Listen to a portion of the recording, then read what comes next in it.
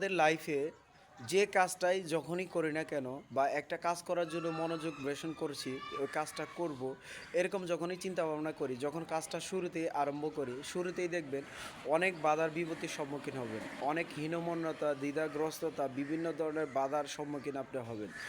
এই বাধার সম্মুখীন আপনি অবশ্যই হবেন যদি আপনি এখানে যদি ভেঙে পড়েন, আপনার কাজ থেকে যদি আপনি বিফলে চলে যান, আপনি যদি বাধাগ্রস্ততার পরে আপনি যদি দেখেন যে না আপনার দ্বারা এটা হবে না, আপনি যদি বাধার মধ্যে পড়ে যান, সম্মুখীন হন, আপনি যদি বাধার সম্মুখীন হয়ে কাজটা যদি স্টপ রাখেন বা স্থগিত রাখেন, দেখবেন আপনার কাজটা কিন্তু আপনি করতে পারতেছেন না। যদি আপনার যদি একটা লক্ষ্য এবং সঠিক একটা দৃঢ় পরিকল্পনা এনে যদি আপনার কাজটা সফল করার যদি চিন্তা ভাবনা করেন, অবশ্যই আপনার সফলতা থাকবে, আপনার কাজটা ভালোভাবে করতে পারবেন।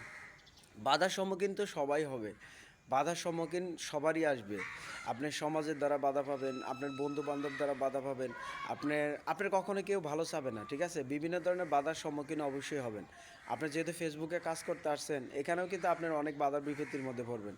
দেখবেন যে আপনার ভিডিও ভাইরাল হচ্ছে না, আপনি ভালো কন্টেন্ট তৈরি করছেন, আসলে কোনো ভিডিও ভাইরাল হচ্ছে না, আপনার ভিডিও অন্যের মানে ফর ইউতে যাচ্ছে না, এরকম বাধার সম্মুখীন হবেন। কিন্তু প্রতিনিয়ত যদি আপনি কাজ করে যান, এইসব বাধার সম্মুখীনের হাত থেকে আপনি যদি মারিয়ে যদি আপনি প্রতিনিয়ত যদি ভালো ভালো কন্টেন্ট তৈরি করে যান, আপনার যদি দ্বিধাগ্রস্ততা যদি বাদ দেন, তাহলে অবশ্যই আমাদের জন্য ভালো কিছু থাকবে, অবশ্যই আমাদের ভালো কিছু থাকবে।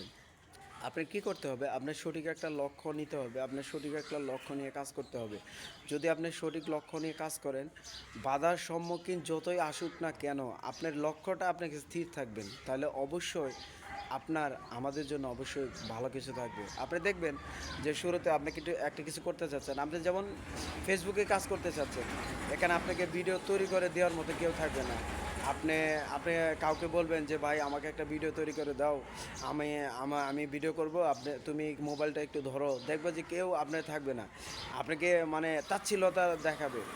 এসব তাচ্ছিল্যতা অনেক ক্ষেত্রে আপনি পাবেন, কিন্তু যদি আপনি এইসব তাচ্ছিল্যতার হাত থেকে আপনি সব কিছু দোলে মুচড়ে দিয়ে যদি আপনার লক্ষ্য স্থিরে যদি আপনি যান, ভালো কিছু করেন, ভালো ভালো কন্টেন্ট তৈরি করেন, ভালো ভালো ভিডিও তৈরি করেন, দেখবেন যে অবশ্যই এইসব বাধার হাত থেকে আপনি এক সময় মুক্তি পাবেন এবং ভালো কিছু আপনি করতে পারবেন। সফলতার হাত অবশ্যই আপনার থাকবে, সফলতার হাত আপনার কাছে অবশ্যই থাকবে। সবাইকে অনেক অনেক ধন্যবাদ। আসসালামু আলাইকুম।